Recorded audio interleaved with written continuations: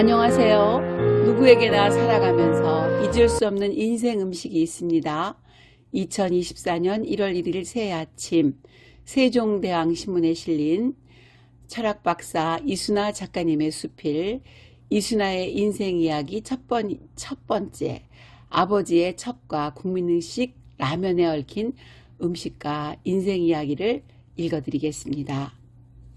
제목 아버지의 첩과 국민음식 라면, 새해에 먹는 나의 라면이 부재입니다. 라면이 한국에 처음 들어온 날은 1963년 9월 15일이다. 그때 난 7살이었다. 딸을 내리배기로 셋이나 낳고 마지막으로 아들을 낳은 엄마는 드디어 할 일을 해냈다는 기쁨에 기운이 하늘을 찌르고도 남았다. 엄마가 연달아 딸 셋을 낳자 아버지는 더 이상 엄마에게 아들을 기대하기 어렵다고 생각했던지 젊은 여자와 바람을 피웠다. 당시 D시에서 명문이라 불리는 K여고 출신인 김소 씨를 어떻게 꼬드겼는지 첩으로 들인 것이다.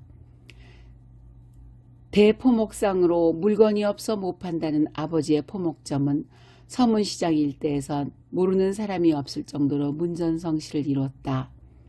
아버지는 요즘 말로 하면 핵인싸였다. 그런 아버지가 소시를 얻었으니 소문이 파다할 수밖에. 하지만 엄마는 몰랐다.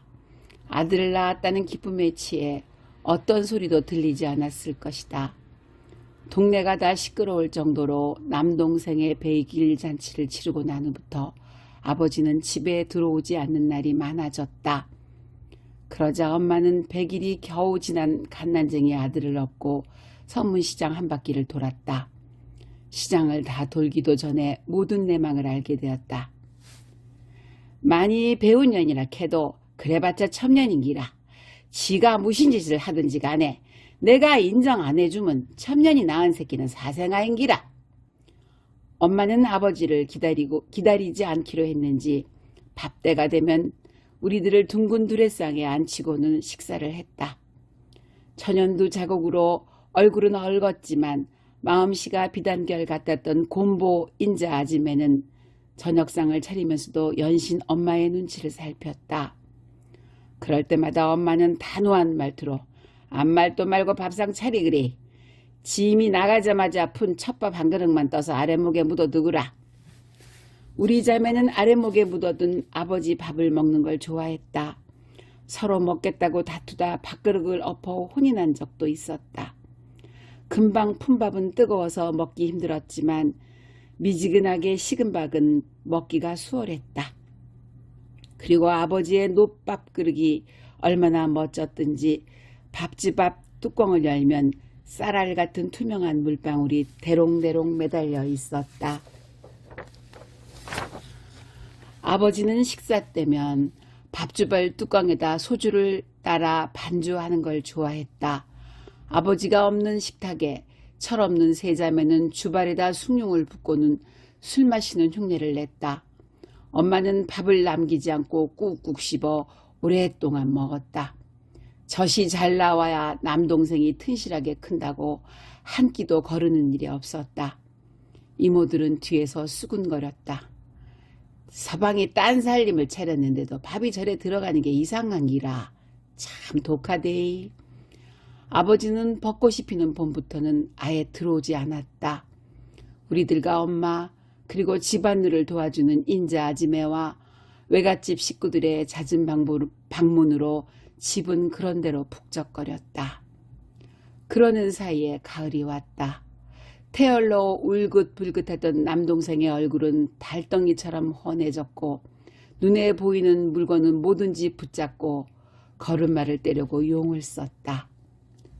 국민학교에 들어간 언니가 받아쓰기 시험에서 만점을 받아오지 못하자 엄마는 외삼촌을 불러 언니를 가르치라고 명령했다. 외삼촌의 대학 등록금을 아버지가 대주니 지어 마신 누님의 명령에 거절이라는 건 생각조차 할 수 없는 명분이었다. 외삼촌에게 공부를 배우면서 언니는 시험만 보면 100점을 맞았다. 언니를 잘 가르치자 소문이 났다. 외삼촌에게 동네 꼬마들은 가회를 받으러 왔다. 돈을 만질 수 있게 되자 자기 등록금은 자기가 내겠다고 하여 엄마를 기쁘게 했다. 돈을 벌자 외삼촌은 군것질거리를 자주 사왔다. 어느 날 일본서 들어오는 꼬부랑국수라며 사다준 음식이 라면이었다. 처음 맛본 라면에서는 닭을 삶아 푹 고운 국물 맛이 났다. 그 당시 라면은 10원이었는데 국수를 5원어치만 사도 온 가족이 먹고도 남을 정도였으니 서민들이 먹기엔 비싼 가격이었다. 그러니 여간에서는 먹기 힘들었다. 그러나 금단의 열매가 달콤하듯 쫄깃한 면발의 유혹은 대단했다. 엄마는 늘 100점을 맞아와 엄마에게 자긍심을 심어주는 언니만 몰래 부엌에 불러 라면을 먹였다. 입이 짧은 언니는 그런 엄마의 우대에 길들여져 혼자만 먹는 걸 당연하게 여겼다. 물 마시러 부엌에 들어왔다가 언니가 라면 먹는 걸 보게 되었는데 나는 엄마가 차별을 하는 것이 서러워 엉머구리처럼 울었다. 울음을 쉽게 그치지 않자 엄마는 내 등짝을 세게 때렸다. 문디까시나 하나 달고 나오지. 아무짝에도 쓸모없는 가스나로 태어나 엉탱이만 세가지고 와우노 니만 아들로 태어났으면 니 애비도 첩년은 안 들였을 끼구마. 우림이 그래 찔기면 애비를 잡아먹는다 카이. 나는 억울했다. 맞은 것도 억울한데 아버지를 잡아먹다니. 아버지의 오랜 부재는 엄마를 점점 포독스럽게 만들었다. 화를 자주 냈고 별것 아닌 것에도 손찌검을 했다. 주로 화풀이 대상은 나였다. 동생들은 어렸고 언니는 공부를 잘해 야단을 맞지 않았다. 라면도 얻어먹지 못하고 매만 맞은 게 억울했다. 아버지한테 가서 살면 엄마가 안 때리고 내게도 잘해주겠지 하는 얄망스러운 생각이 들었다. 그 길로 집을 나가 아버지를 찾아 서문시장으로 향했다. 신장로를 건너고 짐을 가득 실은 자전거와 우마차를 만났고 거리에서 구두를 닦는 슈샤인 보이도 만났다. 하늘이 도왔던지 팔자에 부모와 이별수가 없었던지 누군가 서문시장 신창 포목점으로 나를 데려다 주었다. 종일 헤매다 꼬질꼬질한 얼굴로 아버지를 만났다. 무정한 아버지는 나를 알아보지 못했다. 아버지가 안 들어오는 사이에 나는 엄청스레 자라 있었다. 무슨 감정이 들었던지 모르겠지만 아버지를 보자 눈물이 막 쏟아졌다. 아버지, 내가 누구라요? 둘째 누구라예? 아버지는 일하다 말고 전방 앞에서 우는 아이를 보고 밖으로 나왔다. 아버지를 부르며 흐느끼는 아이를 보자 아버진 무엇에 놀란 듯 나를 안고는 전방 안으로 들어갔다. 전방 안은 사람들로 붐볐다. 날이 예리하게 선 가위로 옷감을 자르는 소리가 전방 안을 날카롭게 휘저었다. 몸을 움츠리자 아버진 전방 안 궁고 옆 좁은 공간에다 나를 내려놓았다. 너희 엄마가 니를 여기까지 보낸 거남? 미쳤구만 미쳤어. 여길 웃지 알고 찾아왔음. 나는 엄마가 보낸 게 아니라고 고개를 저었다. 자종지종을 말하려 했지만 목이 메어 소리가 입 밖으로 나오지 않았다. 아버지를 보니 그간의 서러움이 복받쳤다는 표현이 맞으리라. 아버지는 점원들에게 지시를 내리고는 나를 자전거 짐칸에 앉히고는 급하게 페달을 밟았다. 그날 처음으로 아버지의 첩, 엄마가 하는 말로 하면 많이 배워서 겨우 하는 짓이 천년 될라고 글을 배운 천하의 아시 같은 년을 보았다. 엄마보다 젊고 예뻤다. 짙은 밤색 무늬의 원피스를 입고 있었는데 허리가 얼마나 가는지 잘룩한 허리선이 돋보였다. 그 여자는 아무것도 묻지 않고 내 얼굴을 수건으로 닦아주었다. 쟤를 데리고 갈 사람을 불렀으니 어서 저녁을 먹이라. 날이 어둡기 전에 집으로 돌아갈 거임매. 나는 완강히 고개를 저었다. 아버지랑 여기서 살겠다고 떼를 썼다. 언니만 라면을 주고 나는 안 주는 엄마랑은 살기 싫다고 악을 쓰며 울었다. 한참 동안 울고 불면서 악을 써댔다. 한참 동안 듣고 있던 아버지는 미소를 띠며 자는 성질이 이북에 계신 오만이를 그대로 빼박았다 하고 말했다. 그날 그 여자의 집에서 먹은 저녁은 라면이었다. 아버지는 내 그릇에 라면을 덜어주면서 시커 묵으라. 이거이 먹고 싶어서 집을 나오는 아이는 몹쓸 안 나지. 앞으로 절대 그러지 말라. 아버지 옆에서 라면을 먹은 것까진 기억이 나는데 어찌 집에 왔는지 전혀 기억이 나지 않았다. 아침에 눈을 떠보니 엄마는 잔뜩 걱정이 담긴 눈으로 나를 내려다보고 있었다.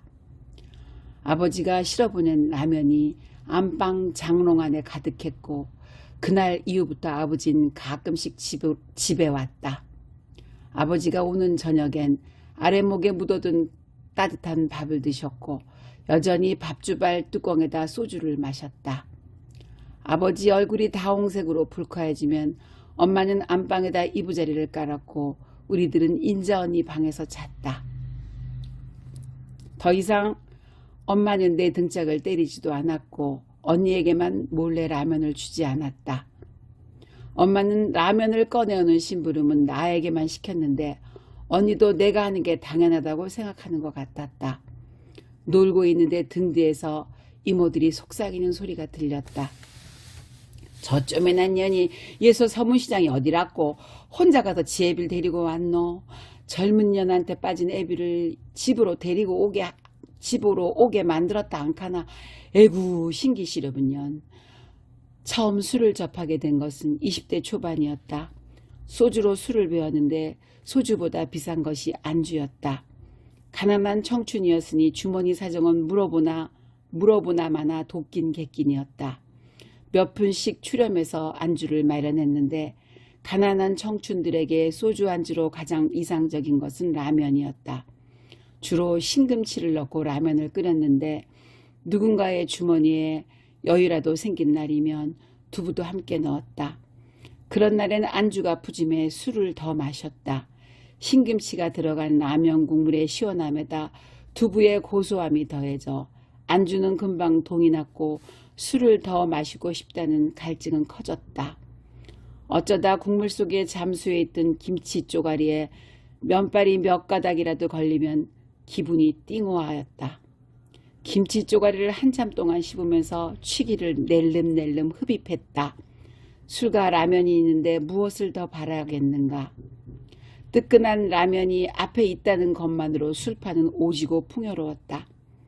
소중한 것일수록 유통기한이 짧듯 젊음은 빨리도 가버렸다. 핏대를 올리면서 기를 쓰며 주장했던 정의도 쓴 소주맛에 희석되었고 급하게 들이킨 소주의 치기는 취중의 해탈의 경지에 빨리 도달하게 해주었다. 나의 해탈이라는 건 꾸벅거리며 조는 것이었지만 답답할 땐 술이 친구여 진정대가 되어주었다. 그때 그 시절 함께했던 라면은 최고의 안주요 식량이었다.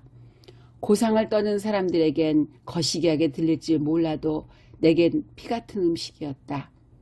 먹어도 속이 헛헛한 날 라면은 속을 든든하게 채워준 음식이 되어주었다. 한 냄비 끓여 먹고 나면 배가 그득해지고 가슴까지 훈훈해지니 내게서 생명의 양식이라 할 밖에. 엄마한테 등짝을 두들겨 맞고 서문시장으로 아버지를 찾아갔던 날 젊은 여자에게 빠져 집을 나갔던 아버지를 집으로 돌아오게 했던 라면. 그 추억의 음식인 라면을 떠올리면 반은 그리움에 빠지고 반은 부은 조로의 마음이 된다. 한방눈이래였다. 저물어가는 한 해의 마지막을 장식하려는 듯 천지가 하얗다. 해는 매일 아침마다 떠오르지만 신년 첫날 아침에 뜨는 해는 큼직한 평양식 빈대떡같이 둥글고 처음 새순이 돋아난 봄날의 냉이처럼 싱그러웠으면 좋겠다. 나이를 한 살 더 먹는 새해 아침 가래떡을 썰어놓은 라면에 날계란을 풀고 대파를 송송 썰어놓은 나이라면을 끓여야겠다. 산다는 것은 허기를 다스리는 일이라고 권력도 부도 라면 한 냄비의 포만감보다 못하다는 정구찬 시인의 말을 떠올리지 않아도 나의 라면 애천에 공감해주는 애독자가 있으리라. 감사합니다.